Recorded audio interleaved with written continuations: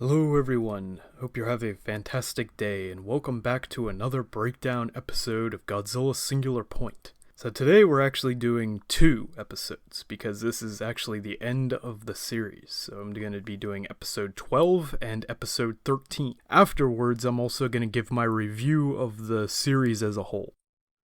I've left timestamps in the description below, so if you want to just watch one episode, you can do that. If you want to skip to my review, you can do that as well.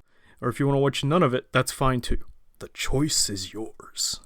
So without further ado, let's start with episode 12, titled Tatakai no Wari in Japanese, which translates to like the final battle or battle's end, and in English is called Explorer. I know I do this almost every time, but I still do not understand the discrepancies between the English title and the Japanese title.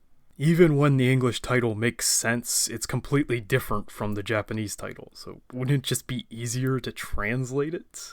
But I digress. The penultimate episode begins with Kaneko and Makita as they observe the devastation in Tokyo, which she likens to ekpyrosis, the Greek belief of an Armageddon-type event that would engulf the entire world in flame. Lin, Mei, and Bibi arrive at the site of the supercalculator, which apparently was severely damaged during a failed experiment many years ago. Though this experiment isn't expounded upon in great detail, we learn it had something to do with attempting to recreate Agni, the Hindu god of fire. Or at least that's the explanation Bibi gives. After the experiment ended in failure, the device remained unused for 20 years until Professor Lee discovered it, along with Archetype and the orthogonal diagonalizer. We discover that Ashihara disappeared during the experiment, which was likely actually a vision of future events. Back in Tokyo, a moth closely resembling Mothra lands on Jet Jaguar, triggering an existential crisis in the robot. We see that the red dust continues to cover vast quantities of land around the world, and a sort of moss-like vegetation seems to be covering everything in those areas. Furthermore, this substance has some sort of space-distorting property that makes scanning and mapping infected areas extremely difficult. Kaneko delivers the orthogonal diagonalizer to the military, and they wait to receive the code to be transmitted by Mei. Mei, Lin, and Bibi make their way back into the Shiva facility, where we learn that the orthogonal diagonalizer is still a work in progress, meaning that Sharanga is only momentarily incapacitated, and could revive at any moment. The Otaki factory crew ponders the new ecosystem when suddenly Jet Jaguar detects Radon nearby, and rushes off to assist a group of JSDF soldiers locked in battle with the aerial kaiju. We get a scene of pure badassery as Jet Jaguar hacks and slashes its way through the Radon flock.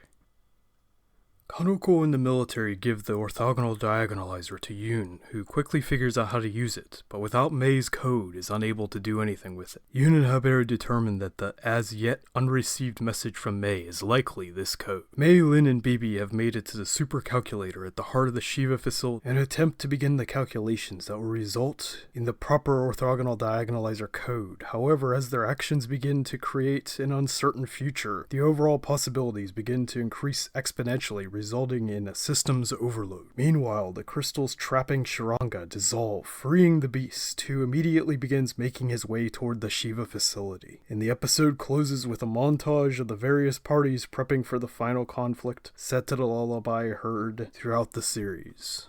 The 13th and final episode, titled Hajimari no Futari in Japanese and Together in English, begins with Pelops 2, Mei's AI program, having an inner monologue about prenatal cognition before reactivating inside the supercalculator as the catastrophe nears. It discovers an unfinished task from 50 years prior, potentially the code for the orthogonal diagonalizer. Meanwhile, Otaki Factory and the military race to Godzilla's position as the flock of Radon gives chase. Director Tilda and a Shiva facility guard stand on the roof of the facility as Sharanga approaches. The soldier fires an orthogonal diagonalizer rocket, but it fails to stop the kaiju, who quickly advances, enveloping the structure in a thick cloud of red dust.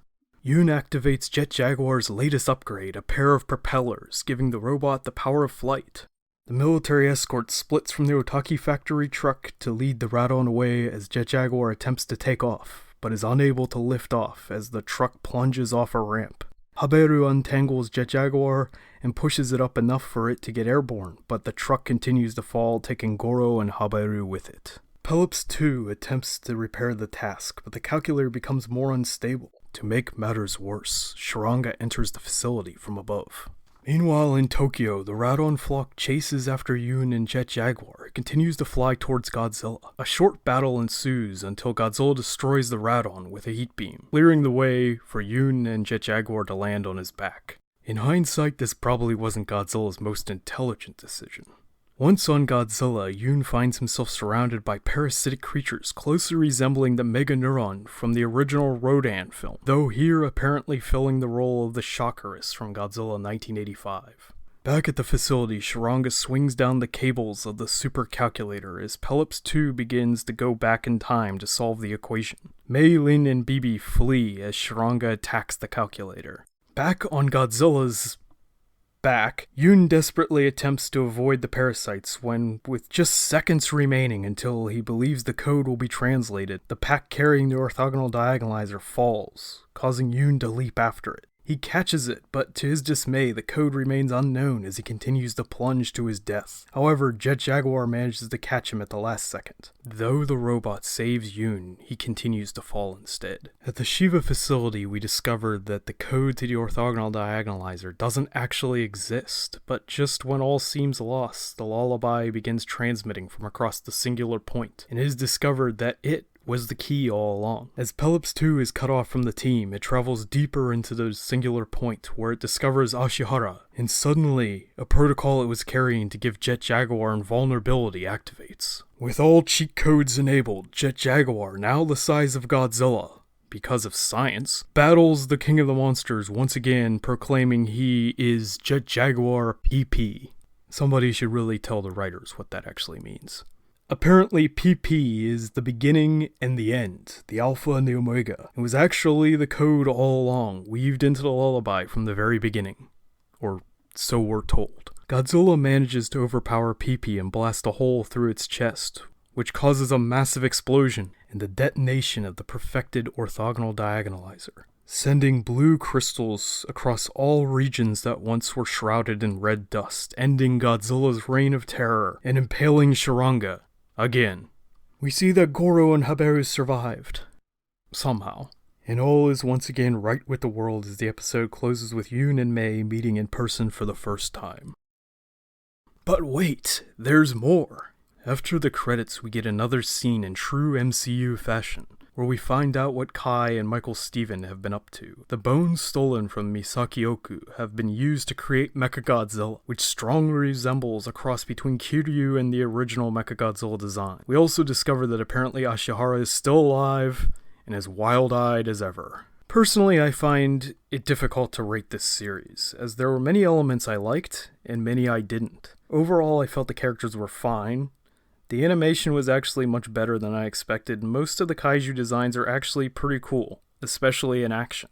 The action, while sparse, is great, but is almost entirely focused on Jet Jaguar, with many of the other kaiju given almost nothing to do. Shiranga, in particular, is a fine example of this, as he looks cool, but is only there to be impaled by the orthogonal diagonalizer over and over and over again. PP is definitely the star of the series, and Godzilla is little more than a plot device, with next to no screen time in the majority of the episodes. The plot, while interesting at points, gets way too bogged down with pseudo-scientific nonsense and goes completely off the rails in the final episode, something that has become increasingly common in Toho's interpretation of the franchise since 2016. If you enjoyed the previous anime trilogy or Shin Godzilla, you'll probably enjoy this, especially in the case of the latter, as many of the Godzilla moments in this are direct references to that film. As for me, I'm going to give Godzilla Singular Point a 6 out of 10. While we haven't got any real confirmation of a second season to my knowledge at the time of this recording, that post-credits stinger heavily implies that we will, and the series does seem to be at least moderately popular, as nearly every episode has trended in the top 10 ranking at some point. It'll be interesting to see the international reaction to the series as it opens to Western markets, but I suspect it'll be very divisive, with most fans either loving or hating it. Despite my lukewarm response to the first season, I would definitely watch a second series, as I feel it could still have an interesting story to tell. Well, that's all for my breakdown of Godzilla Singular Point. I hope you enjoyed this series of videos, and if you liked this one, be sure to leave a like and let me know what you thought of this series in the comments below. Also, if you'd like me to do breakdowns or reviews for another show, let me know about that too, as I'm always open to suggestions. Take care, and as always, thanks for watching.